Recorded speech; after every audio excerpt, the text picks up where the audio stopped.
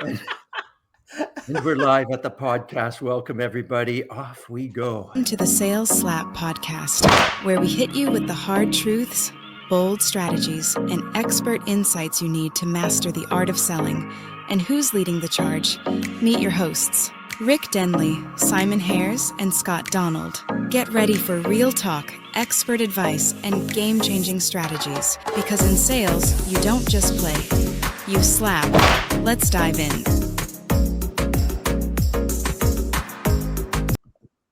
And diving in, we are with your co-hosts here.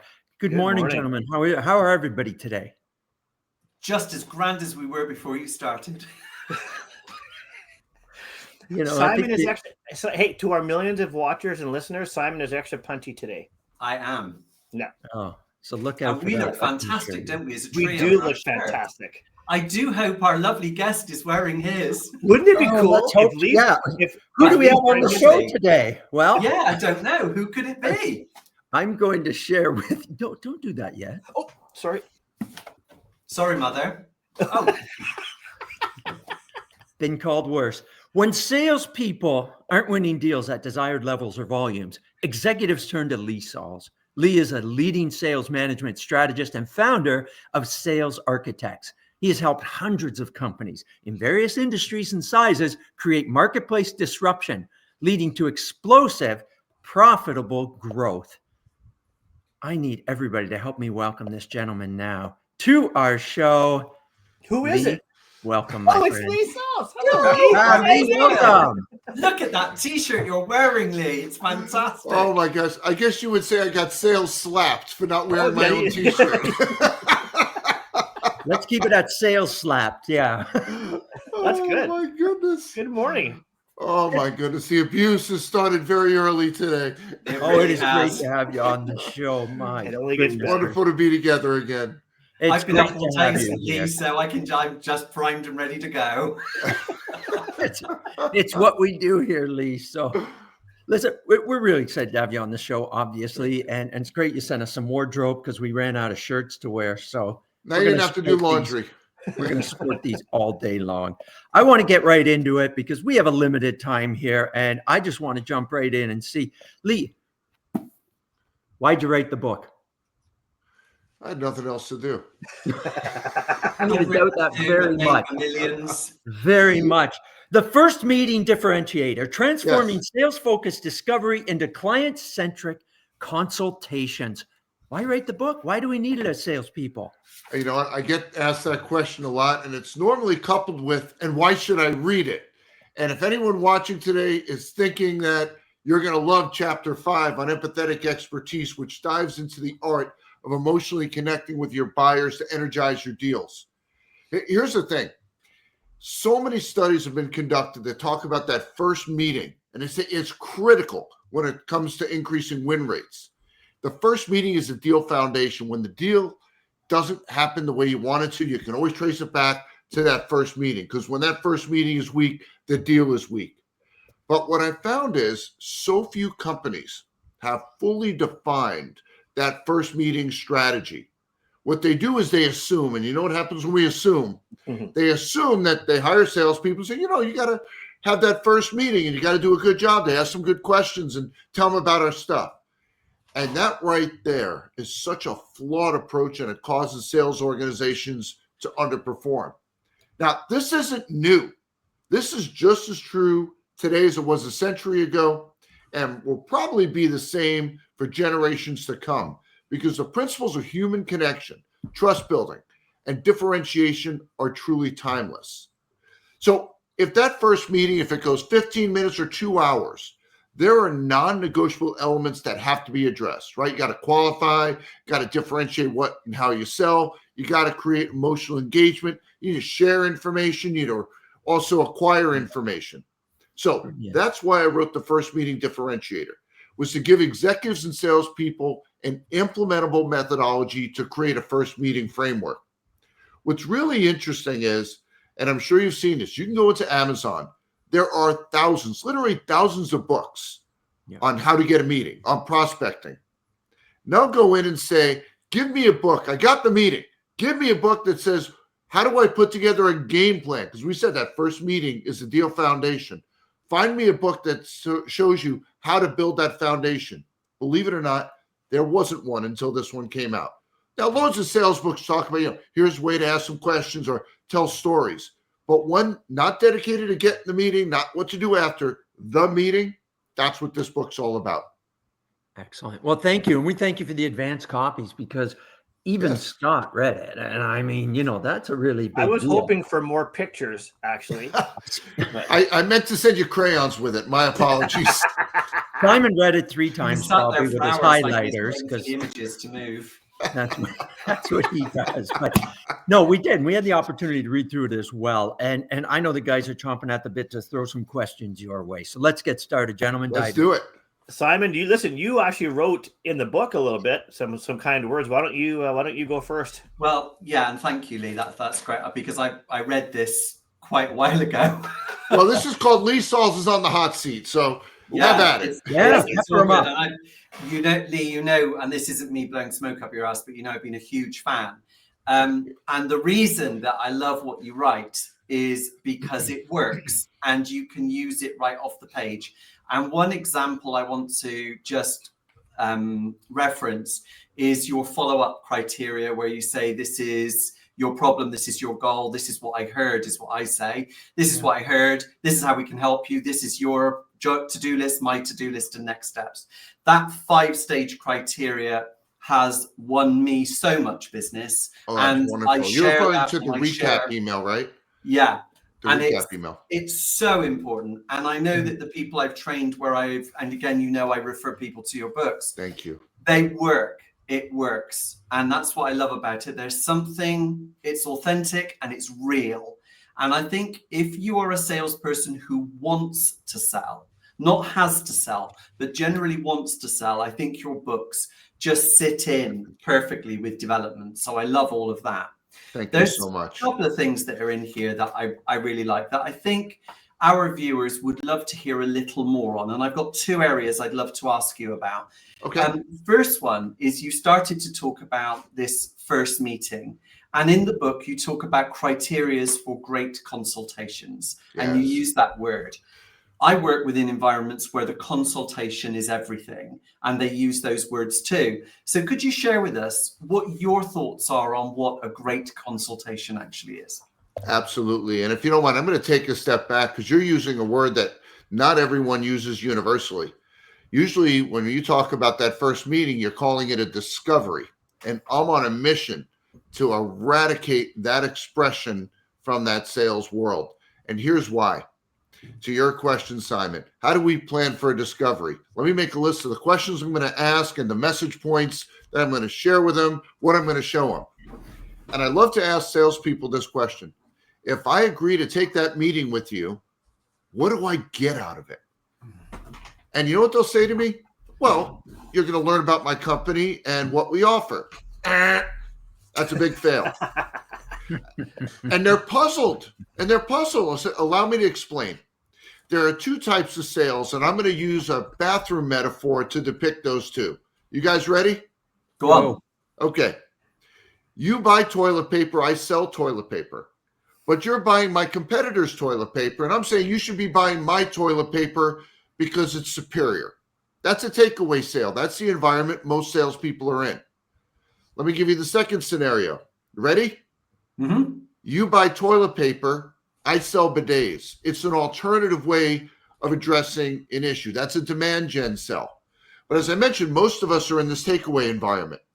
So think about this. You're reaching out to someone and saying, put the 400 things on your desk aside and meet with me, because what you're going to get out of it, you're going to learn about my stuff. But I already have a provider. So that's not meaningful value to me. And that right there is what makes prospecting so hard. We've conditioned the general public to believe, and rightfully so, that the only time to meet with a salesperson is when you're ready to buy something, because you're not going to get anything out of that meeting. So what if we borrow from the medical profession?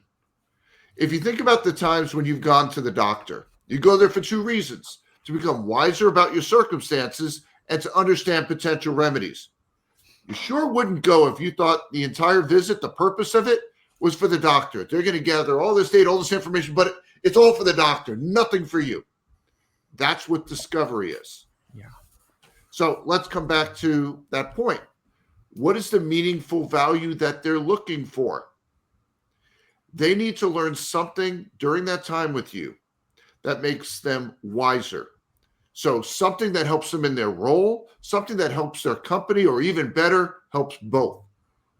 Now, I know our viewers love free things, so I'm going to share a URL. It's going to be very difficult to remember. You guys ready? Okay. Meaningfulvalue.com. I'm going to write that. I'm going to write that down with my pen. Ooh, that's a nice pen. Where'd you get that? Just some guy on the street. Some guy's not wearing the t-shirt. But anyway, if you go to meaningfulvalue.com, you can download my tip sheet, 10 ways to provide meaningful value during meetings. So you're going to learn a best practice. You're going to learn a way to become more efficient, a way to reduce costs, etc. That's the key. You have to identify what that meaningful value is, that if I agree to take that meeting with you, I'm going to get something out of that time together. But here's the best part. Once you define the meaningful value for that first meeting, that consultation, because obviously that's what the medical profession calls it, you fold that into your prospecting messaging. By the way, Simon, when we get together, I'll share with you a best practice that manufacturing CFOs are using to creatively reduce costs. Oh, if I meet with Lee, I'm going to learn something that's going to help me in my role and help my business. I'll take that meeting. And Simon, so coming back to your question, how do we put together an effective strategy? Like I said, with discovery, we start by making a list of questions and message points. But, there's an infinite number of questions you could ask, and only so many someone's going to tolerate. You could talk about your company and what you sell for 16 hours, but no one's giving you a 16-hour meeting. I don't think you'd want one anyway. So what you're referencing in the book is what I call reverse engineering the first meeting, which means let's define the outcomes that would make for a great first meeting. So we ask ourselves this question. It was a great first meeting if we accomplished what? What does success look like? And then once we identify what that success looks like, then across the rows, imagine a project plan. Across the rows, we say, how do we achieve each of these outcomes? What am I going to ask? What am I going to say? What am I going to show them? What actions am I going to take to achieve each outcome? And because this is now like a project plan, what questions are we going to ask? Only the ones tied to the outcomes we've identified. What information are we going to share? Only the information tied to the outcomes that we've identified. And Simon, as you probably saw in the book, each chapter, not only are there stories, but there's workshops with downloads. So there's a multi-page document that you can download where I provide probably 95% of the common outcomes that you'd be looking for in a first meeting. So it saves you a lot of time. You just check the boxes, and then you develop your game plan to achieve each one. Lee, that's great, because I know that you've got Simon doing all the sales training and strategy training coming from Scott, myself speaking from stage.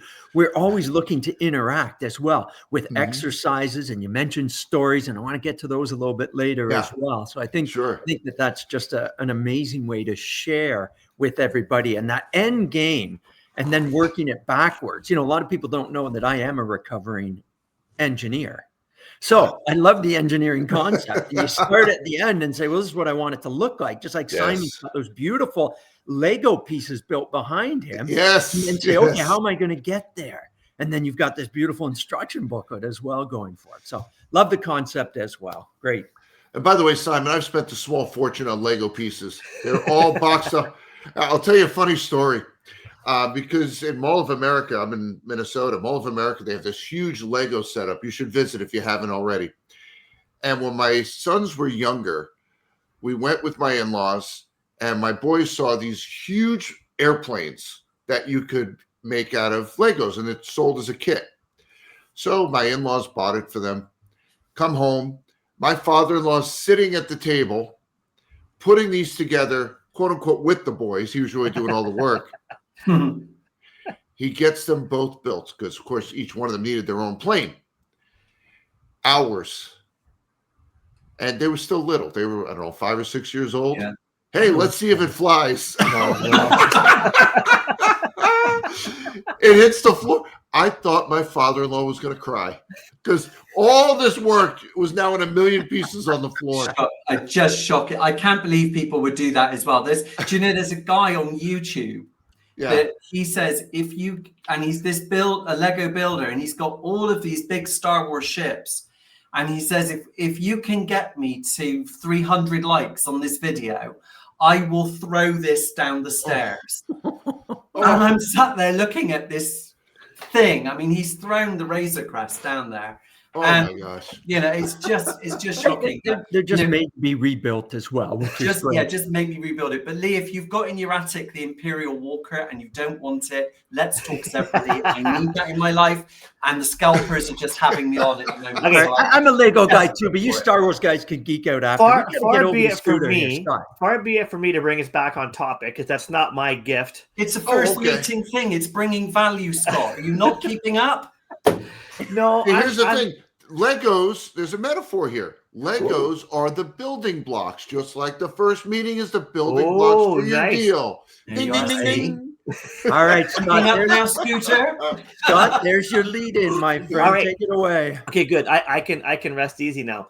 So what's interesting about this is that I've always kind of preached this notion of how important discovery meetings are, and I've kind of that was a message of mine.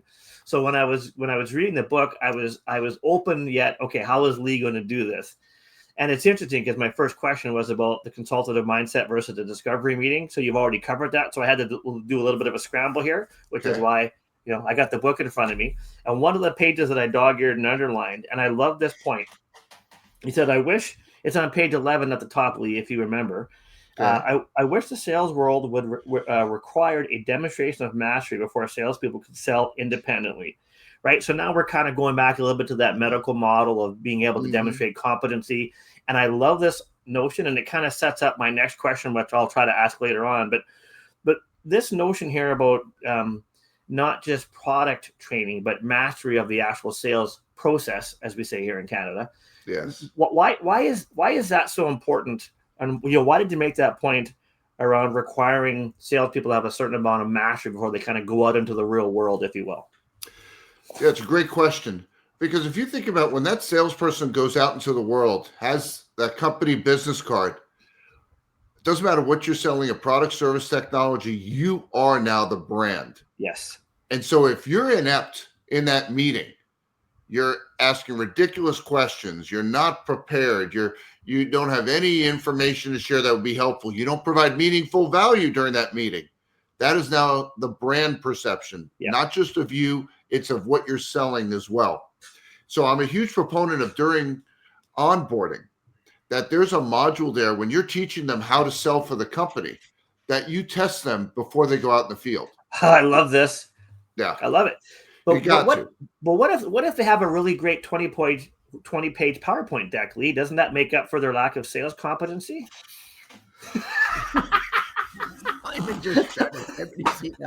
I'm out. I'm done. I'm out. But the point I'm making is that PowerPoint deck start with the words, let's tell you a bit about us. Yes, please. But I think the point is that when you go back to this notion of lack of training, right? Yes. So the companies will train on product. Right. And we've all seen this, right? Where sales reps can't wait to show you their PowerPoint presentation. That's right. Right. And I think this goes back to what you wrote in the book there on page 11, which is around competency. There's no competency. There's no consultation. There's no old world discovery that's being done when you're doing a PowerPoint presentation. So anyway, I love that comment about this notion of helping salespeople have a certain level of competency on the sales process before going out in the world and representing your organization. And there's another piece of that. I get into this later in the book. It's a retention issue. So when you look at the first meeting as discovery, you say, boy, what am I going to tell them? When you think of it in terms of a consultation, you ask a totally different question. What do I want them to remember? What do I want them to remember? Totally different strategy when you talk about planning a first meeting, when you look at it through that lens. because now you recognize things like Herman Ebbinghaus. Do you know that name? I know I talked about him in the book. Were you familiar with that name before? I'm not. Okay. So he developed what's known as the forgetting curve. Back in the late 1800s, he conducted this memory and retention study, and it's still valid today. What he found was that people forget 50% of what they learned within 24 hours and remember less than 10% a week later. So let me do that math for you. You have a 1 hour first meeting. A week later, they remember about 6 minutes of it. Right. Ouch. Ouch. That's why Simon was referencing the recap email before, because that's another way that you beat that curve. You say, okay, I'm going to send them that email and remind them of those key points. But there's something else we have to be thinking about, how we convey information during that meeting. Tons of memory studies have shown that when you share facts and figures during a meeting, people are less likely to remember those when they're shared independently.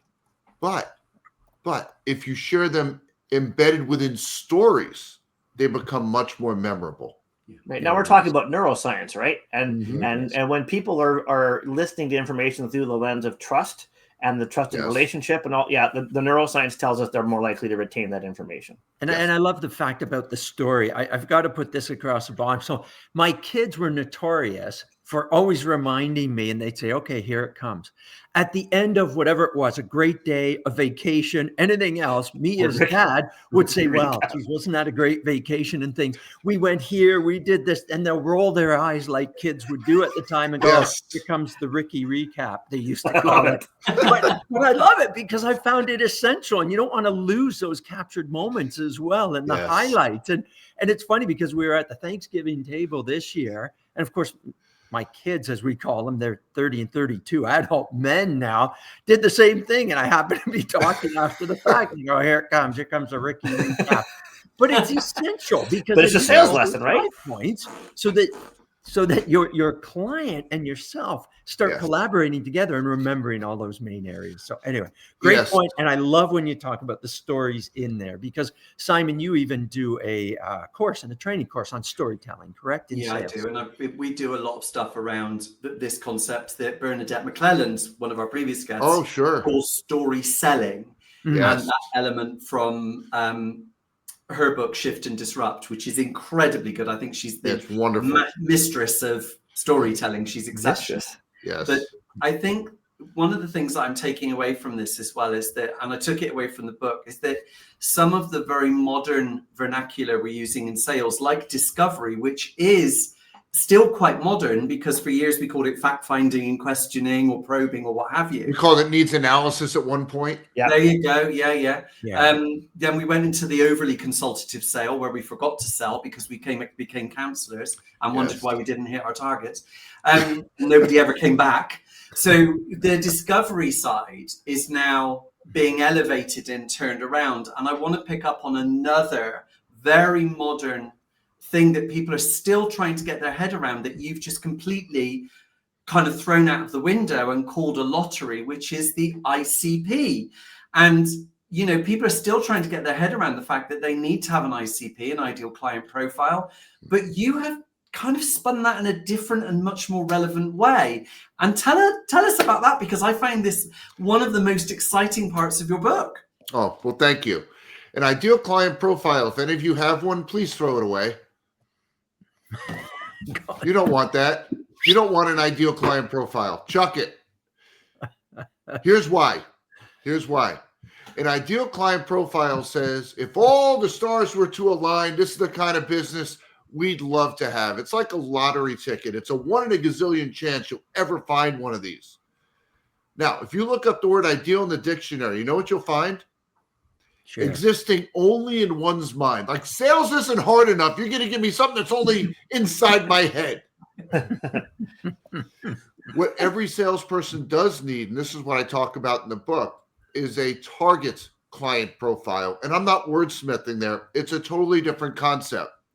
A target client profile says this is who will perceive the most meaningful value in what we offer, which gives deals the greatest likelihood of coming to fruition. So what you'll see in the book is I lay out a 12-component target client profile tool. And there's, again, a downloadable workshop that you go through to complete that. Because one of the things we say to salespeople, you've got to qualify your deals. And they go, qualify. Yep, got to do that. Relative to what? We've got to give them that benchmarking tool. Well, this becomes that benchmarking tool. Do you think that happens so often? And I'm sure you had this experience as well. Salespeople will chase a deal for several months, if not years. Yeah. And then they come to you and ask you to do a post-mortem because they say they lost the deal. And they take you through the deal journey. And after hearing it, I'll say to them, oh, you didn't lose this deal. And they'll say, well, we didn't win it. Now, that's true. You didn't win it, but you didn't lose it. You were never a viable option. You were never in the game. And if you would have qualified in the first 15 minutes of that first meeting, you would have said, this is not a deal for us. Yeah. Run. Right. Because we all know time is the most precious resource for a salesperson.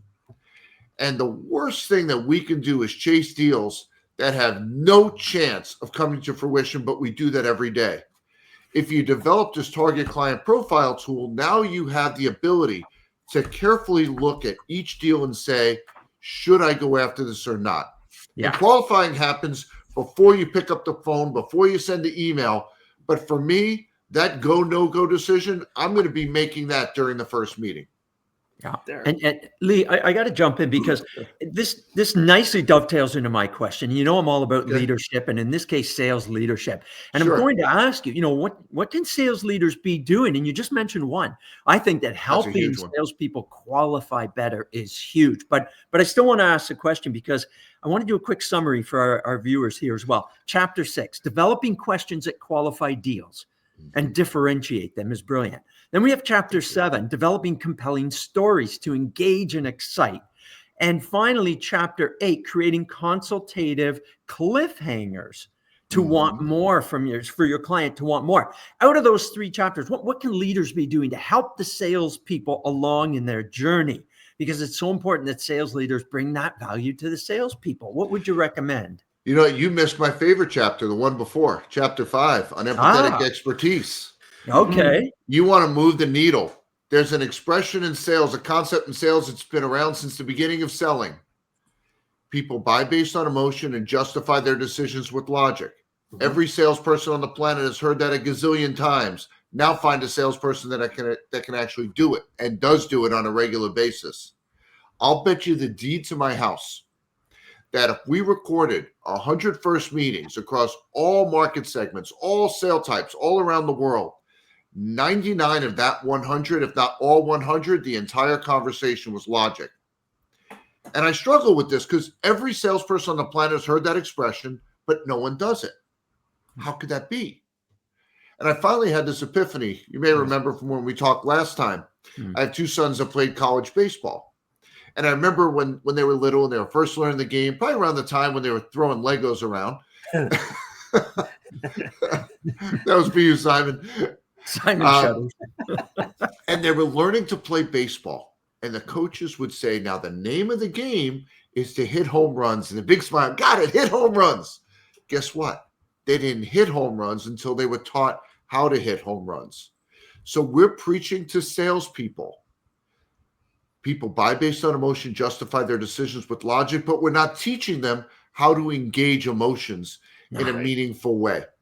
So I'll give you an example. We talked about questions a moment ago. So a salesperson will ask a question like, what's the biggest challenge you face in your business today? As a result, you'll get information. That's a logic question. It's a fact-based question, and it yields information. But what if I phrase it this way? Simon, what's that one thing in your business? That one thing you're like, oh, we got to figure that out. What is it? Did you all feel that question? Yeah. And this is just a podcast interview. You can imagine when you're in the field, you do something like that. I've been working with so many clients of late on asking what I call emotive questions.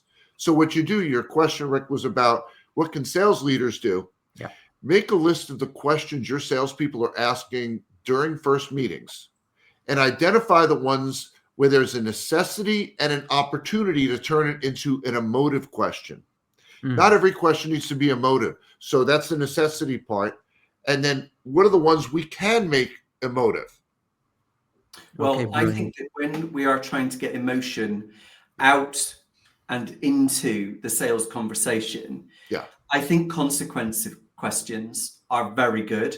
So what happens if you don't get this? What happens if you don't reach these people? Right. So that you get the person thinking about just how much they want what they think they want. Yes. But as a trainer and a sales professional, the one question that I ask salespeople during training is my killer question. And it kind of floors them because they take it for granted. But when I ask it, they've really got to think about it.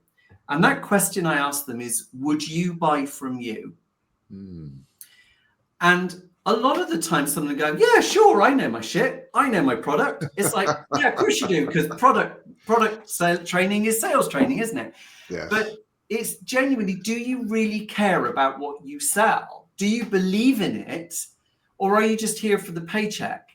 And it comes down to those things around people who want to sell and people who have to sell, and people who really care about selling and really care about their product. Yeah. And I'm always really keen to find out whether people have enough emotion within themselves about what they do before they try to transmit that to the client. Because if they don't, then it's just going to come across as fake. That's a great point. Great point. They've got to be able to care. And I know when I interview salespeople, and I get involved quite a lot with that with clients who want that perspective. And I say to them, you know, why should I buy from you? And it sometimes makes them stop because they're not expecting that question. Yes. But when they do think about it and answer it, they always go back to product knowledge. Will I get trained on stuff? And it's like, no, what I'm really looking for you to say to me is, because I genuinely give a shit and I love your product. Do you know what I mean? It's not hard. Just make me feel something. Yes, that's a great point. It's kind of and what you just said is really important. And I talk about this in the book and repetitively. If you want them to do something, they need to feel something. Because countless studies have been done that people are making decisions based on emotion, justifying with logic. So on the one hand, we're having logic conversations, but they're making decisions based on emotion. So we have a huge sales alignment issue. We're having the wrong conversations. So I'm going to, you know what, I wanted to ask this as a question, but I see that we're out of time. So maybe I'm going to try to make it as a point. And what it'll do, hopefully, is to lead more people to want to read the book. Well, thank you. So a lot of what we're talking about here is really what I would call the soft skills, right? So storytelling and emotional connection and trust. But I think what I've taken from the book so far, I haven't finished reading it yet, is, and I'm looking at the question I was going to ask, which is about the execution environment. And what it says to me is, you know, this book, while it talks about, you know, the emotive and soft skills, it is very much about the process or systematizing sales. And I'm guessing you're nodding because we're in agreement here that in many cases, you mentioned game plan, and I love the notion of a sales game plan. Yes. And what we're really doing here is that we're overlaying a process or a system for selling, so that part of being ready to go out into the world is that you actually are thinking about the customer, you're thinking about the soft skills and the trust and the storytelling, but you're also overlaying a process and a system to it. And I'm guessing that the short answer is, I'm guessing what you think is that both of these sides of selling are really important before sending a salesperson out into the wild, as we referred to it before. Great question. So the first thing is, I really take issue with referring to it as soft skills. I hate that. I know. I hate that expression. And I don't mean with you, just in general. It doesn't give the level of seriousness to what we're talking about. Just like I hate the expression role playing. Yeah. That doesn't give it the level of seriousness that it really represents. I call it skill practice or skill development. So when we're talking about, and your question is, does the book guide you on that journey? Absolutely. When you go through that whole book and download the workshops and go through this, you will now have a sales system. Yeah. Look at that handsome devil. Look at that. Oh, who is that? Who is that? I know. My wife asked me the other day. I had to get that up for you. Get that framed? She's like, can we get that framed? I'm like, why? There. You see, The Necessary Death of Discovery Meetings is an incredible title in the magazine and a lead-in as well. To Rick, where did you go? Wait, in that previous screen, you couldn't see your head. You were just like I got slapped. Good. Hey, I have one too. I Hey, got the t-shirt. I got the book. I want to throw something in here, and I want to think about all those people that are watching this that think about, I've been selling for years, I've been doing this. Well, guess what? So have we. And I think that anyone who is new to sales, who is nervous about getting into sales and nervous about those first steps, this book is going to help you, Yes. obviously. Yeah. But I also want to think about those people that are experienced salespeople that are taking over from another salesperson who has left that business and they are filling their role. Mm-hmm. They will be taking over clients for whom they have never spoken to before. And so they will be having a first meeting Yes. that will be based on the expectations that have been delivered by the previous salesperson. Right. This book is going to help you get through that too. Whether it is your first meeting with the client, whether it is the first meeting because you've never done it before, whether you're a manager and you're going out for a first meeting with somebody who you're coaching and mentoring, this book is going to help you do that. I have read this book now 3 times because I had very early copies. I've read it 3 times. I've put post-it notes in it. I've highlighted it. I love it. And I use the tactics. Nerd.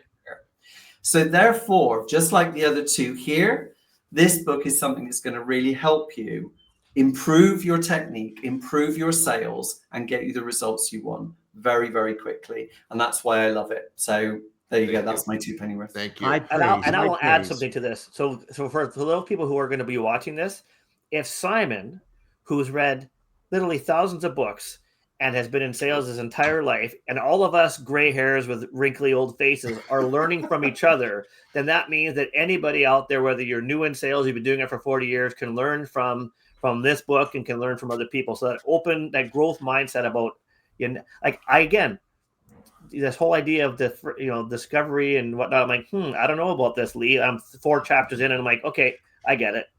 So yeah. And well, if I can add one other thing, in the sales world, there are so many different titles: account executive, business development specialist. But there is one title your employer can't give you, and that's sales professional. It's a title you have to earn. And the only way to earn that title is by having a commitment to continuous self-improvement, that you do something today and every day to make yourself more valuable to your prospects and clients tomorrow. What he said. Absolutely unbelievable. And boom. Thank you, Lee, so much. Listen, the first meeting differentiator. Concept number 1, the first meeting should be perceived not as a discovery, but as a consultative and consultation to ensure the person you meet with also receives meaningful value and interaction. Everybody pick up this book. It's brilliant. Thanks, Lee, for being on the show. That was a Ricky recap. That's a Ricky recap. He did it. He did it again. Oh, God, you're so right. Oh, he did it again. Did it again. Oh, my God. I can't. Now you're going to have that in your brain the whole time. Lee, where can people pick up a copy of your incredible book and more information on you? Oh, thank you. So the book is available everywhere books are sold, Amazon, wherever your favorite bookstore is. Wherever you do decide to get it, if you go to firstmeetingbook.com, firstmeetingbook.com, first of all, you can download the first chapter free. When you do buy it, come back there and sign up for the bonus exclusively for book purchasers. I'm going to be delivering 3 private masterclasses based on the content in the book to help you implement the strategies. Nice. Amazing. Good. Thanks so much for being on the show, Lee. I know people are thank going you. to pick up a copy of That the was book. fun. We'll look Thank forward you. to talking more, Lee. Thanks Great so much. fun, guys. Thank you. Very Thank good you. as we wrap up here. Thanks so much. Now, gentlemen, we got to wrap up very quickly here for everybody from the Sales Slap. Scott, who have we got on our next episode? November 7th, we have Colin Cartwright on the show. Oh, excellent. Colin, what a sales leader. Had known him for years. It's going to be great to have Colin on our next upcoming show. Everyone, thanks for being here. Co-host, Thanks, everyone. love Be you. safe. What a great day we've had, and looking forward to the next one as well, everybody. Thank you for attending the Sales Slap podcast. Feel free to reach out to your hosts, Rick, Simon, and Scott, and our guests from this episode for more information. Excellent, guys. Thanks so much. We'll see everybody on the next one. Bye for now.